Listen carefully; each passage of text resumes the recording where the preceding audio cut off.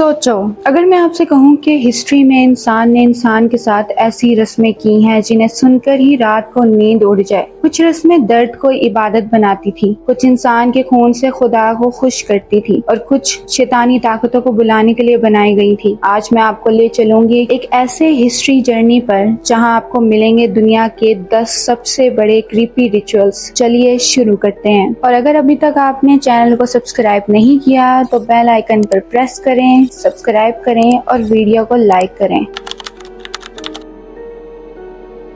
India के कुछ हिस्सों में खासकर राजस्थान और बंगाल एक रस्म होती थी जिसे कहते थे साती। इसका आगाज 4वीं सदी में हुआ जब गुप्ता रियासत के दौर में कुछ वाकयात लिखे गए। इस रस्म में अगर शोहर की डेथ हो जाए तो उसकी बीवी को जिंदा उसके साथ जलती हुई चिता पर चढ़कर मरना पड़ता। लोग समझते थे कि ये इंतहाई वफादारी है, मगर असल में बहुत सी औरतों को जबरदस्ती आग में धकेला जाता था। मुगल और अंग्रेजों के दौर में हजारों औरतों के सती होने का जिक्र मिलता है। आखिरकार 1829 में अंग्रेज हुकूमत ने इस रस्म को कानूनन बंद कर दिया।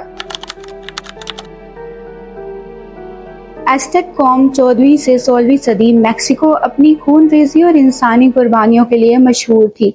उनका यकीन था कि उनका सूरज का खुदा यानी हुइट्ज़िलोपोchtli रोज इंसानी खून चाहता है, वरना सूरज उगना बंद हो जाएगा। उनके बड़े मंदिरों के ऊपर कैदी या गुलाम को लिटाकर उसका सीना चीर देते और धड़कता हुआ दिल खुदा के नाम पे चढ़ा देते, फिर लाश को नीचे गिरा देते। हिस्ट्री रिकॉर्ड के मुताबिक एक ही दिन में हजारों लोग कुर्बान किए गए। 1487 में एक मंदिर के इजरा के वक्त 20,000 से 80,000 इंसान कत्ल किए गए।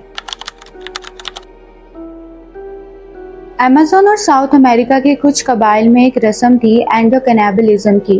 ये हजारों साल पहले शुरू हुई और 20वीं सदी तक कुछ इलाकों में पाई गई। इस रस्म में जब घर का कोई फर्द मर जाता तो उसका गोश्त खाया जाता। उनका यकीन था कि इस तरह मरने वाले की रूह हमेशा उनके अंदर जिंदा रहेगी। ब्राजील के वारी कौम और प्यूपा न्यू गिनी के फो कौम इस रस्म के लिए मशहूर थी। फो कौम में इसकी वजह से एक बीमारी कुरू फैल गई जो दिमाग को खत्म कर देती थी। आज ये रस्म लगभग खत्म हो चुकी है।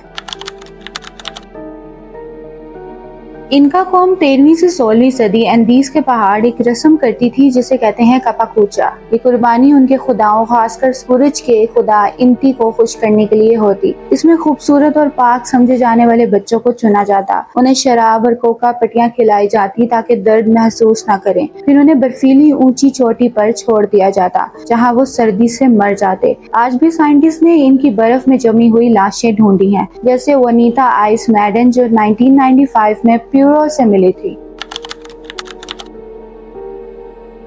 चाइना में 10वीं सदी से एक रस्म चली जिसे कहते हैं फुट बाइंडिंग। इसमें छोटी लड़कियों के पांव कपड़ों से इतना कसकर बांध दिए जाते कि हड्डी तोड़ मोड़ कर छोटी हो जाए। समझा जाता था कि छोटे पांव लोटस फीट कहलाते हैं और खूबसूरती की निशानी है, मगर असल में औरतों की पूरी जिंदगी दर्द और डिसेबिलिटी में गुजरती थी। 19 से 20वीं सदी में इस रस्म को कानूनन बंद कर दिया गया।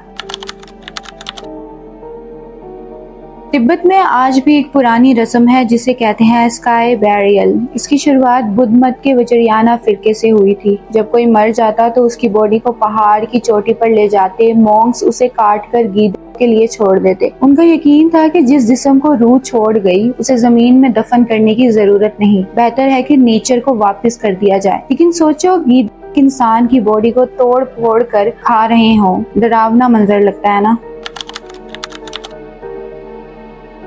माया कौम 2000 BC से 16th सेंचुरी अमेरिका में एक रस्म थी जिसे कहते हैं ब्लड लेटिंग। उनका यकीन था कि अपना खून निकालकर खुदा को चढ़ाना उन्हें ताकत देता है। इस रस्म में लोग अपनी जबान, होठों, कान और कभी कभी जिस्मानी ऑर्गन तक काट कर खून निकालते थे। उनके हथियार जहरीली मछली के कांटे या शीशे के छुरे होते थे। अक्सर बादशाह और इमामों ने ये रस्म अदा की ताकि अपनी इबादत साबित कर सकें।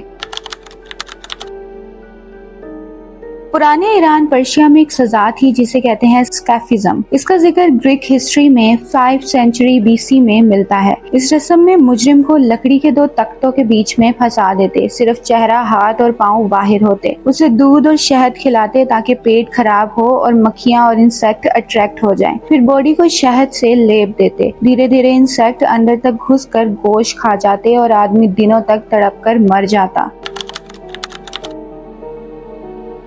इंडिया में एक सीक्रेट ग्रुप था जिसे कहते हैं ठगी कल्ट। 13 से 19 सेंचुरी में ये लोग मुसाफिरों के साथ दोस्त बनकर सफर करते, खाना खाते और फिर रात में उन्हें गला घोंटकर मार देते। उनका यकीन था कि ये कुर्बानी देवी काली माँ के लिए है। अंग्रेजों के रिकॉर्ड के मुताबिक लाखों मुसाफिर इनके हाथ मारे गए। 1830 के दौर में अंग्रेज हुकूमत ने इन्हें खत्म किया।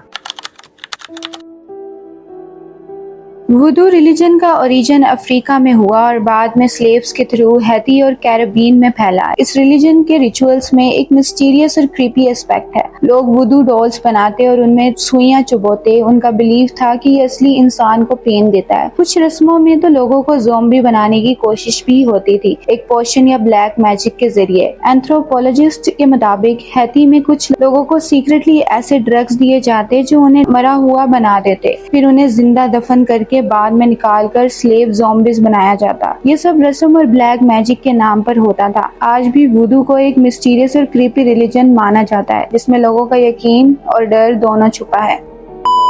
तो ये थे दुनिया के 10 सबसे क्रीपी रिचुअल्स। कुछ हजारों साल पहले शुरू हुए और कुछ आज भी चलते हैं। इन रिचुअल्स को देखकर लगता है कि इंसान अपने यकीन और मजहब के लिए किसी भी हद तक जा सकता है, चाहे उसमें खून, दर्द या मौत ही क्यों ना हो। आपको इनमें से कौन सा रिचुअल सबसे डिस्टर्बिंग लगा, मुझे कमेंट्स में जरूर बताना। सो मिलते हैं अगली वीडियो में, तब तक के लिए टेक केयर, गुड बाय।